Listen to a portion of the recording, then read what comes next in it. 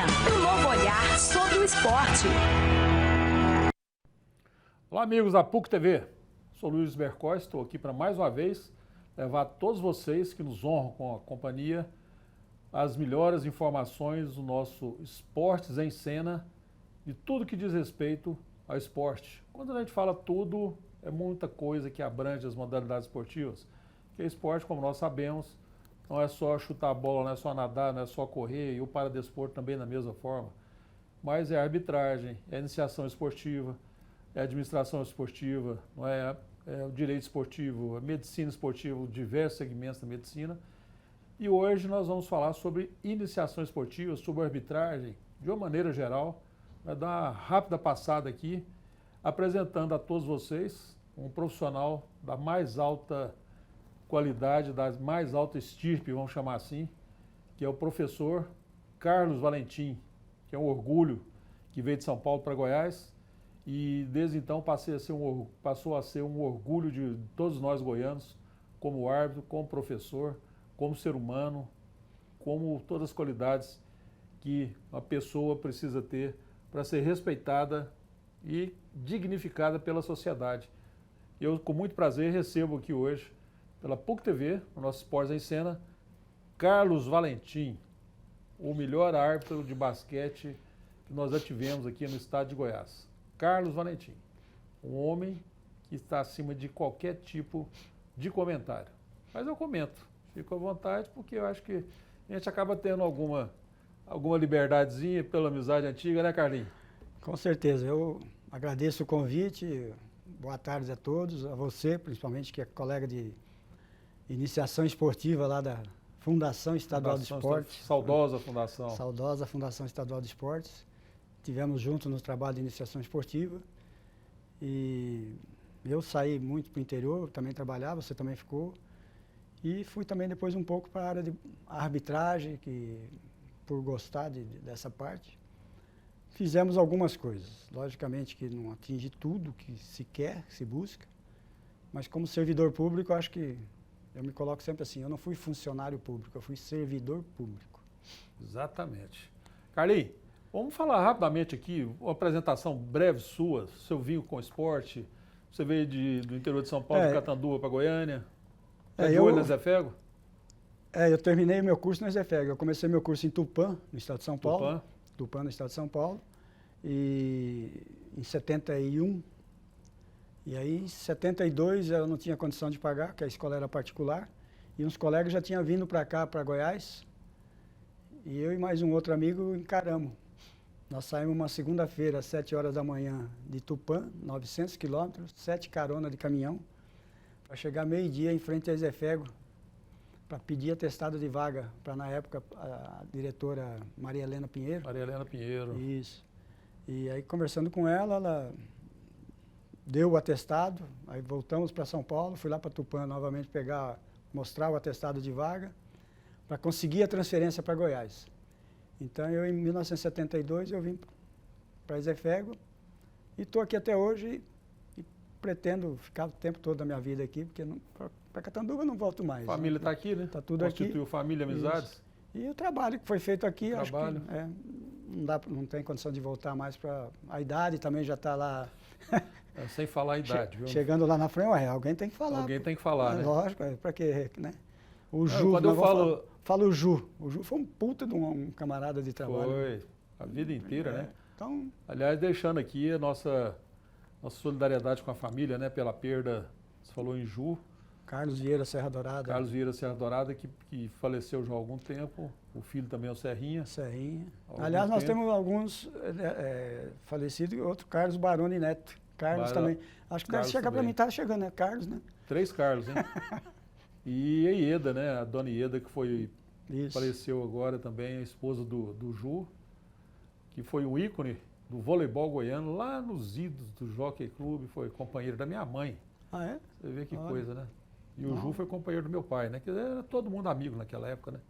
Carlinhos, falar em amizade, vou falar em amizade aqui, como é que seria o dia de hoje se as pessoas tivessem conhecido o passado, vivido o passado? Será que elas teria a mesma frieza, a mesma indiferença? Sabe o que é? Hoje em dia, sabe-se o que é amizade? O que significa isso? dentro do esporte principalmente?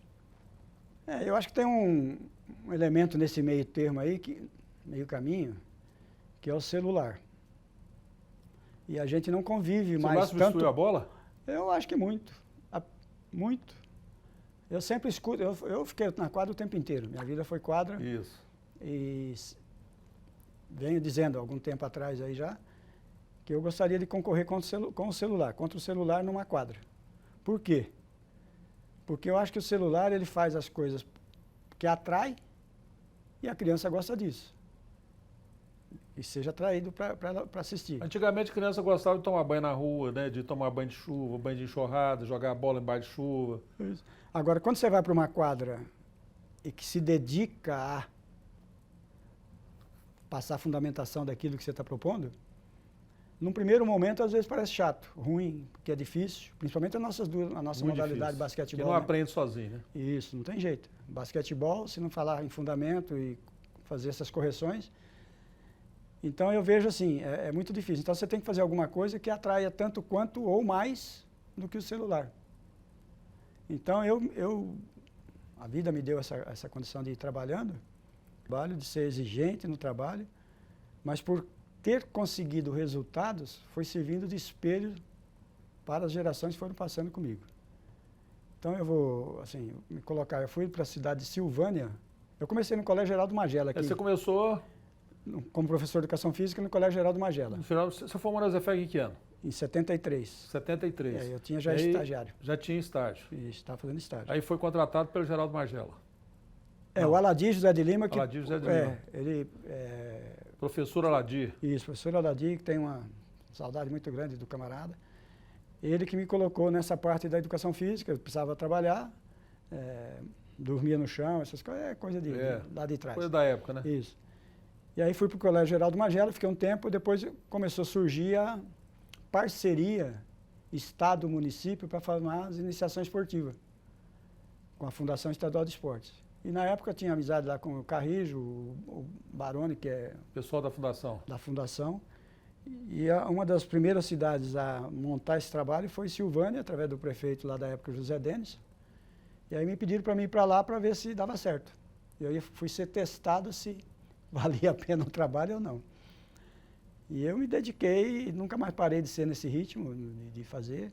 De manhã, de tarde, o grupo, à noite a seleção de manhã e de tarde.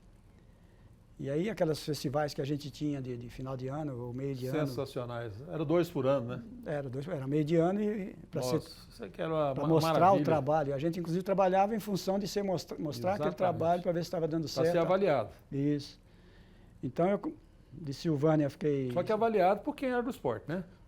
Avaliado por Baroni, por quem sabia bastante. Por quem sabia de esporte. Para quem sabia bastante. E a gente hoje, eu sinto falta daquele sistema que era, daquela filosofia que era o trabalho. Que era os alunos do contraturno, né? De trabalho. Então não tinha aula de 50 minutos, tinha aula de 1h30. 2 horas de aula. Não era aula de educação física, era aula da modalidade. Da modalidade. Você está ouvindo a musiquinha aí?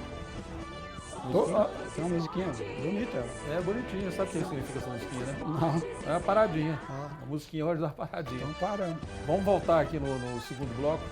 Vamos falar mais sobre escolinha? Vamos embora, vamos falar. Vamos embora não, vamos embora terminar. Não, vamos embora terminar o programa, né?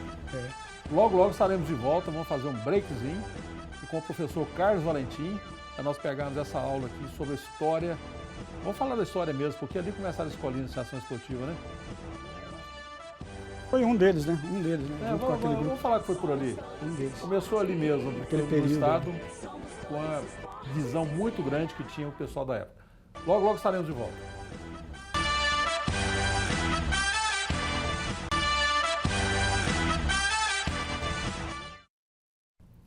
Estamos de volta aqui pela PUC TV com o nosso Esportes em Cena. Somos todos esportes e para desporto.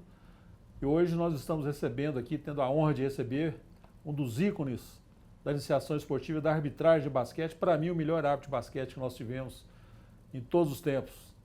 Carlos Augusto Valentim. Carlinhos, uma passagemzinha rápida aqui pelo basquete, que eu estou doido para falar também sobre escolinhas, ver a sua opinião a respeito disso aí, né? Se faz falta, se não faz falta. Mas, árbitro, com a experiência que você teve, o que você achou da experiência? Estou perguntando o que achou, porque você foi muito tempo mesmo, né? Referência nacional. Eu comecei em 72. Flecha ligeira, né? Aí foi o apelido que... Por que flecha ligeira? Porque flecha ligeira é interessante, porque na época a gente apitava em 2 pessoas, né? Hoje apita em 3, você corre muito menos. Muito menos. Isso. Então na época tinha um senhor chamado Dilo, lá do Espírito Santo, que ele pesava uns 130, mais ou menos. E aí, num campeonato lá no Espírito Santo, do Infanto Juvenil brasileiro, eu fui escalado junto com ele. E aí, na mecânica da arbitragem, eu corria para mim e para ele. Mas eu tinha condição de fazer, né? Porque magrelo e ele mais pesadão, e aí pegou.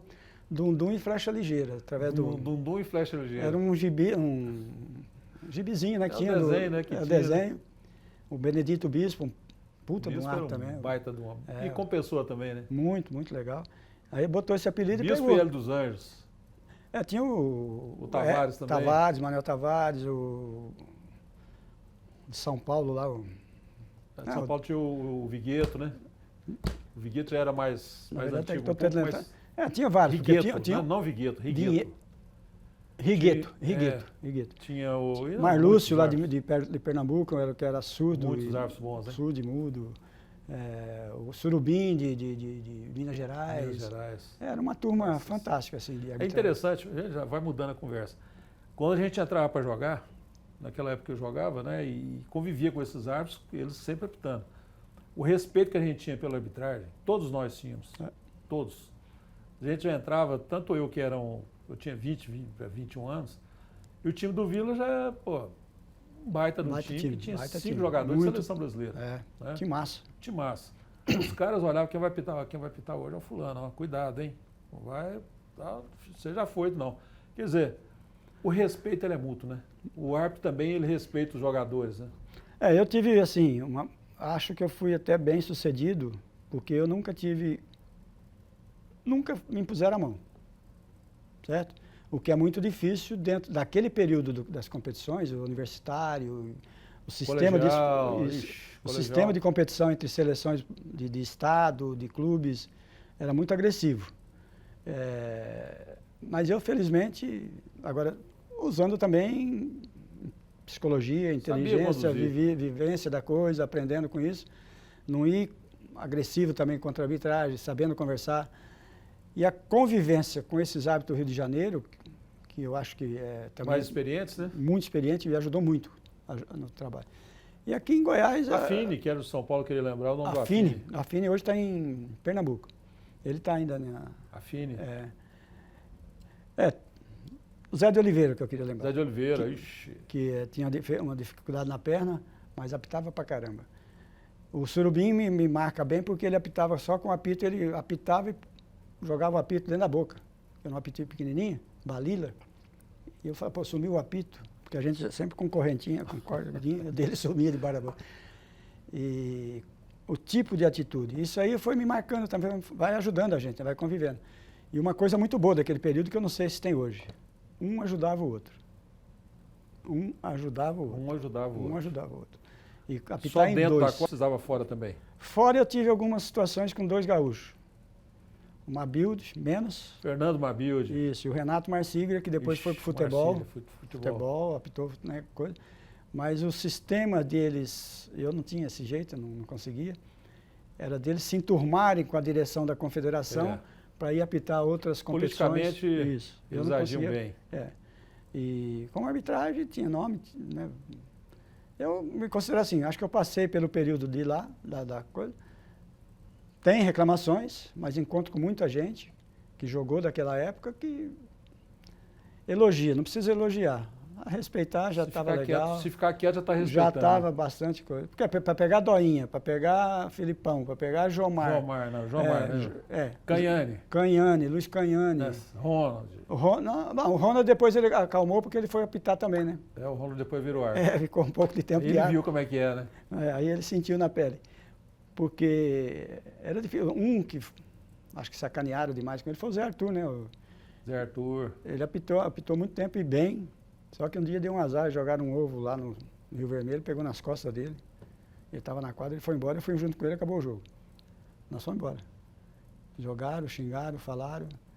E apitar, por exemplo, numa quadrinha que você conheceu também lá em Umas. Não tem divisória, só tem arquibancada, já chega na quadra.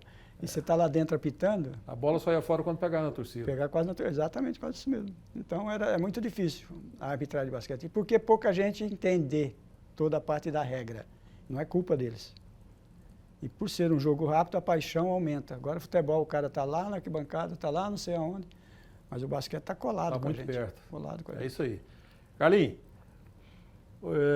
antes de nós passarmos aqui para a escolinha, eu gostaria de abordar um outro assunto com você. O ensino que é dado hoje, que é ministrado hoje, nas escolas de educação física, né, que hoje tem aquela separação, né, que faz um curso, como é que chama, que nós temos licenciatura, ou outro é o quê? Sei lá. É diferente. Tem, não sei não. Outro é outro. Com esse surgimento das academias, com grandes alternativas, né, de outras modalidades esportivas e tudo, nós não estamos formando mais os técnicos, os professores, como nós tínhamos antigamente. Está formando os personal trainer. Personal trainer, Isso, professor de academia. Mas por que eu acho isso aí? É que cada um está procurando... Sem nada contra eles, não tem Não. nada contra eles, é opção de mercado, né? E eu acho que tem até uma justificativa, porque eles ganham mais trabalhando desta forma do que sendo público, né? Concurso público. Quando nós tivemos concurso público de educação física aqui no estado? Quando nós tivemos? É. A última vez? É. Não lembro, não. Nem vai lembrar, não teve. Não teve, né? Não. Quando se surgiu, falarem em educação, um curso, alguma coisa de educação física, quando eu estava na fundação... com contrato temporário, não sei o quê. Exato, sim. Mas, por exemplo, para o cara ser estável dentro de um projeto, né? Quando a gente estava lá na Secretaria de Esporte, já que acho que não era secretaria ainda, era departamento, sei lá, surgiu que ia ter concurso para lá, para hoje Secretaria de Esporte. E o raciocínio do lado da época do concurso era para Goiânia. Agora, a secretaria não é de Goiânia. É a Secretaria de do Goiás, Estado. né? Do Estado de Goiás. Isso, certo? Então, se o cara lá de Mineiros, lá de Porangatu, lá não sei de onde, participasse de um concurso, precisaria ver se teria vaga para um trabalho lá, para o trabalho que era da época lá. E também não teve concurso nenhum para isso aí. Então, os professores de educação física das escolas é que ajudaram na parte da Secretaria de Esportes e alguns ficaram específicos para a Secretaria de Esportes, né? Que era um outro comando, uma outra forma de ver, que eu acho que a filosofia de trabalho era muito melhor do que a educação física escolar. A responsabilidade é muito maior. Tempo de aula também. Carlinhos, tá ouvindo a musiquinha, né? Uhum. Significa que Intervalo? intervalo. Isso mesmo. Água. É, a aguinha. Não. Ó, no próximo bloco, nós temos 3 coisas para falar aqui que eu gostaria de falar com você. Esporte escolar, iniciação esportiva e sobre... não, vamos deixar só esses dois, se der tempo a gente fala o terceiro. Vamos lá. Vamos fazer o break? Vai. Um breakzinho rapidinho e recebendo mais essa aula aqui de Carlos Valentim. História viva de tudo que aconteceu nos últimos, vou falar quantos anos não, no estado de Goiás. Um abraço e até daqui a pouco.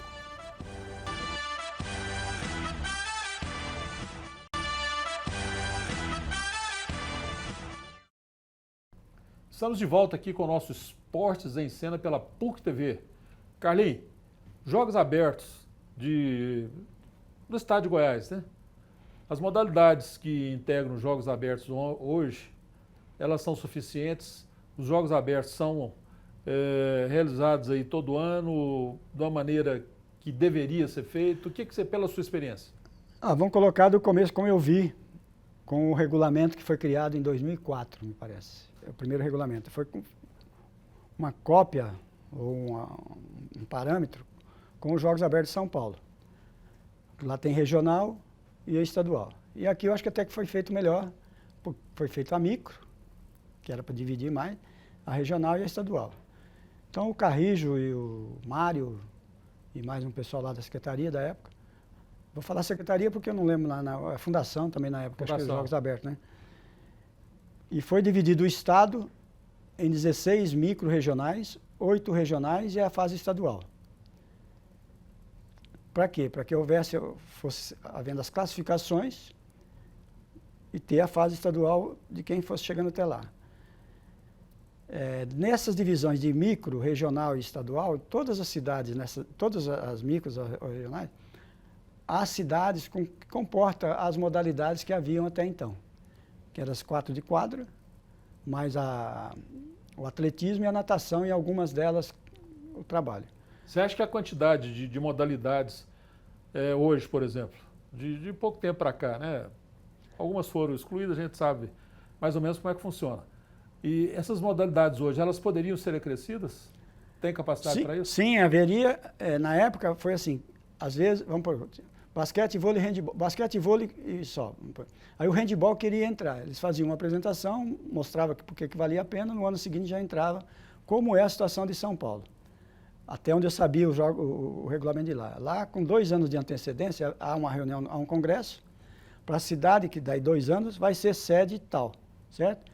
Aqui não, aqui uma das escolhas daqui era muito em cima. Isso dificultava, porque nem todas as quadras, nem todas as cidades têm condição de ter... estrutura para receber, né? Estrutura para receber. Então, uma das coisas que eu acho que poderia ter feito era, primeiro, mantenham aberto. Eu fiz um regulamento para ter dentro dos Jogos Abertos, do período dos Jogos Abertos, uma outra faixa etária, que era de formação. Eu lembro disso. Isso. Então eu queria formar a Sub-17. Por quê? Porque já existem os jogos escolares, só que eles jogam escola contra escola. Então o aluno da escola A só joga para a escola A contra a escola B. E nos Jogos Abertos eles poderiam se juntar, que era o formato dos Jogos Escolares goiano também. Jogava a seleção das subsecretarias. Então, no esporte coletivo, você tem a chance de ter mais atletas jogando. Eu me lembro muito bem de um atleta, um filho do Pedrão, aqui de Inhumas, um garoto 2 metros de altura. Pedrão é o Pedro Gancho, basquete. Pedro Gancho. Que ele perdeu na escola dele, ele tinha 4 garotos que jogavam e ele era o 5º. Só que ele não ajudava no esporte coletivo basquetebol. E a equipe dele perdia. Então ele não se classificava para as fases seguintes. Se fosse no sistema regional, esse jogador de 2 metros de altura era o que seria talvez o aproveitado lá na frente. Uhum. Então ele já conseguiria jogar no sistema que era lá atrás. Então esta parte, como eu vivi muito no interior, o transporte, a alimentação, o local de alojar, essas coisas todas, facilitaria a gente jogar o aberto, com uma faixa etária, e o sub também jogando para você ir formando atleta. E aqui no estado de Goiás, tem o sistema na escola, mas eu acho que ele caberia dentro da situação dos Jogos Abertos. Eu vejo aqui em Goiás o seguinte, eu disputei os Jogos Abertos de São Paulo, eu disputei o handebol, eu disputei. Ia jogar basquete, handebol, falaram, não, você tem que escolher um que não pode 2. Aí eu optei por handebol. E lá são jogos. Sim. Lá fazem os jogos, né, uma motivação maior do estado. Aqui não, aqui realiza-se os jogos para ter atividade esportiva, para dizer que está tendo. Vamos mudar de assunto? Vamos embora. Esses Jogos Abertos, a gente começa a falar nele... Ele vai ficar muito longo. Vai. E outra coisa aqui que eu quero te perguntar, você falou um aspecto interessante. Antigamente a educação física era obrigatória nos colégios. Os meninos migravam da escola para a iniciação esportiva, já com iniciação também no esporte, ou migrava porque gostava, migrava para ficar livre da educação física, ou começava tudo na escolinha? Nós temos 4 minutos para falar sobre isso. Eu vou ficar por base o seguinte. As escolinhas de iniciação esportiva no sistema da Fundação Estadual do Esporte, de 1h30 e independente de escola... 1h30, com tabela de mini basquete, isso, tudo certinho. 1h30, isso. Tudo adequado, né? Bola de mini basquete. Uma bola para cada criança. Uma bola para cada criança. Isso. Os professores em cima, não é aquele que joga a bola lá e larga e escuta. Vamos bater papo. Criança, corre aí atrás da bola, vamos bater um papo aqui. Criança apitando, aprendendo a apitar, isso. Certo? Quem apitava os jogos deles eram eles mesmos. Exatamente. Isso é muito mais útil. É muito mais plausível de ser dessa forma. Agora, eu não sei se hoje, o contraturno, é possível ser feito o trabalho. Eu não sei se hoje, lá a Secretaria de Esporte tem parceria com a Secretaria de Educação para fazer esse tipo de trabalho. Mas se tivesse, eu acho que para o esporte em si é muito melhor. Aproveitando esse gancho e veio na memória aqui, outro dia eu conversei com uma pessoa, nós temos, acho que, subsecretaria de Educação, não sei se são 40, me parece, no estado, eu não sei a quantidade, de educação. E por que não ter subsecretarias de esporte numa quantidade semelhante fazendo esse tipo de trabalho? Exatamente. Porque você analisa bem, mais uma coisa da parte de saúde, mas uma pessoa lá de Porangatu, porque eu andei o estado inteiro nos Jogos Abertos. está 500 quilômetros daqui de Goiânia. Para ter alguma coisa, ele tem que vir aqui em Goiânia. Para fazer um curso de arbitragem, ele tem que vir em Goiânia. Então, a federação, o cara que quer apitar lá, que mora lá, ele não vai retirar o que ele gasta num curso de arbitragem em menos de 10 anos. Por quê? Porque ele não vai apitar pela federação. Porque custa caro ele vir para apitar aqui. Então, é uma outra coisa que tem que ser feita. Perfeitamente. A formação da arbitragem para o interior. Perfeitamente. Eu vivi no interior e sei essa parte. Eu vinha jogar em Goiânia porque gostava de trazer a garotada para jogar, porque eu fazia o trabalho e queria mostrar. Mas a dificuldade das pessoas irem jogar, vou pegar em umas, é pertinho, mas Quirinópolis... 300 quilômetros. 10 anos eu fiquei lá. Para mim receber jogo lá, era um sufoco. Por quê? Porque o pessoal não saía daqui para ir lá, mas eu tinha que vir jogar e eu trazia. Quer dizer, tinha apoio da prefeitura, tinha apoio dessa parte pública, e eu acho que essa é uma parte que tem que ser entrada. Porque a massificação, que deveria ser sequente... De que jeito se faz a massificação? Muita gente praticando e dali você vai tirando aquilo que dá. O intercâmbio que vai sendo criado. Isso, você vai oportunizando as pessoas jogarem e daí faz a motivação a jogar, a querer treinar. Quando você põe em jogo, você faz gostar, eles vão gostar. Eu vinha de Quirinópolis e eu dirigindo uma Kombi com 10 meninas dentro. Então é muito difícil isso. E esta parte eu acho que cabe ao Estado, né, fazer, a Secretaria de Esporte. O esporte individual é muito mais fácil. Se destaca, lógico que tem importância a ele. Mas o esporte coletivo é muito complicado. Você tem que botar 5, 10, 15 dentro de um transporte para chegar aqui. E alojar. Dormimos no chão, no Rio Vermelho, várias vezes. Várias vezes. Então eu acho que é um ponto a ser visto pelo Estado. E essa parte que eu acho que cabe à Assembleia Legislativa, talvez, criar esses núcleos esportivos no interior. Mas você pode ter certeza que esse ano, como sendo um ano político...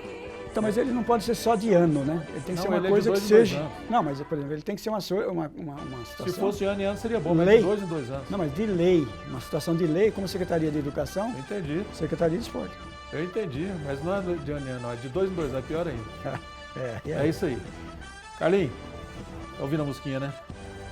Faz parte. Faz parte. Vamos ter que continuar esse papo aqui em outra oportunidade. Isso é muito bom. Estamos à disposição. É muito bom. Hoje nós tivemos aqui pela PUC TV, no nosso Esportes em Cena, nós somos todos os esportes e para o desporto, a presença de Carlos Valentim, lenda viva do esporte goiano nas últimas décadas, vamos colocar assim, e fica mais correto, né? Muito, sim. Sem precisar muito. Não, eu também aprendi com alguns daqui, né? O Jairo, por exemplo. Muita gente aqui. O Luiz Carlos apitou, o Tonhão apitou. Muita gente. É isso aí. Carlinhos, um abraço para você. Obrigado, obrigado pela oportunidade. E quando precisar trocar figurinha a respeito, tamo aí. A respeito de quê? Esporte? Tá, esporte. Porque a figurinha fala da brincadeira, né? Tá certo, gente. Um abraço para todos que nos acompanharam. Muito obrigado pela companhia. E sempre lembrando isso aí, somos todos esportes para desporto, somos todos esportes em cena.